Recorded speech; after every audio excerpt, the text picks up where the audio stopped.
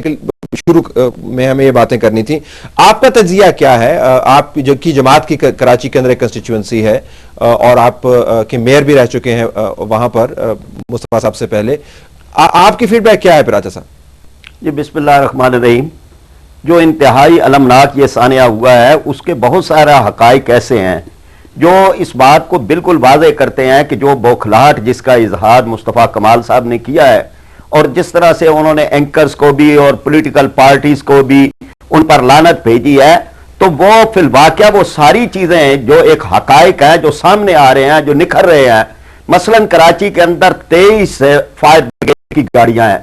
اتنی بڑی آگ جو کراچی کی تاریخ میں لگی ہے, 3000 سے زیادہ دکانیں جل گئی ہیں, 40 ارب سے زیادہ کا نقصان ہو گیا. تو یہاں پر صرف 9 گاڑیاں تھی اور ان میں سے پہلی گاڑی وہ جو وہاں پہ پہنچی ہے اس میں پانی موجود نہیں تھا اور 2 گھنٹے تک وہاں پر کوئی گاڑی جو ہے وہ نہیں پہنچی. ٹی وی پہ یہ کہا گیا کہ جی حیدرآباد سے بھی منگوائی جا رہی ہیں, کوئی حیدرآباد سے گاڑی فائر بریگیڈ کی نہیں منگوائی گئی. وہاں کے پی ٹی کے پاس, ڈی ایچ اے کے پاس بھی فائر بریگیڈ کی گاڑیاں ہیں اور اسی طرح نیوی کے پاس وہ ہیلی کاپٹر ہیں کہ جن ہیلی کاپٹرز کے ذریعے سے آگ پر قابو پایا جا سکتا ہے. 48 گھنٹے کے بعد وہ فوم وہاں پہ پہنچا ہے کہ جس فوم کے ذریعے سے اس طرح کی آگ کے اوپر قابو پایا جا سکتا ہے. لیکن براتا صاحب لیٹ می انٹرپٹ یو, ایک آپ ہی کے نقطے کی وضاحت چاہوں گا. آپ یہ تو وہ تجزیہ ہے جو نااہلی کی طرف جس کا جھکاؤ ہے. نااہلی اور سازش کے اندر بڑا فرق ہے. نااہلی کی کئی وجوہات ہو سکتی ہیں, سازش از سم تھنگ انٹائرلی ڈفرنٹ. جی میں سازش کی بات کر رہا ہوں, نااہلی کی نہیں. نااہلی تو ہے ہی ہے, وہ اس میں تو کوئی کلام نہیں ہے, لیکن یہ سازش کی بات ہے.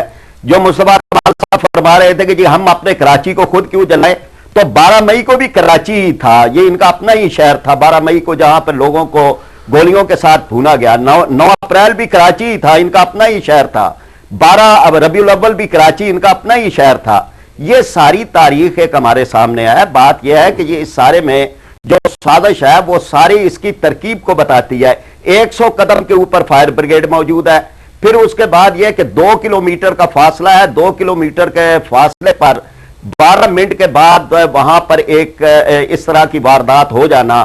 پھر اس کے بعد یہ کہ وہاں پہ لوگوں کے پاس داستانے تقسیم کیے گئے, کیمیکل ان کو دیے گئے, کیمیکل ان کے پاس تھے, کٹر ان کے پاس تھے. یہ کوئی سپانٹینیس قسم کی ریئیکشن میں نہیں ہوتا, اور اگر وہ ریئیکشن جو ہے وہ ان کا ہوتا کہ جو جلوس والے ہیں, تو اگلے دن عام طور پر ایسے معاملات کے اندر اگلے دن جب جنازے ہوتے ہیں تو اس موقع کے اوپر جو ہے وہ اس طرح کے ریئیکشن کا اظہار کیا جاتا ہے. لیٹ می گو ٹو مصطفیٰ صاحب. دیکھیں آپ نے بہت سی باتیں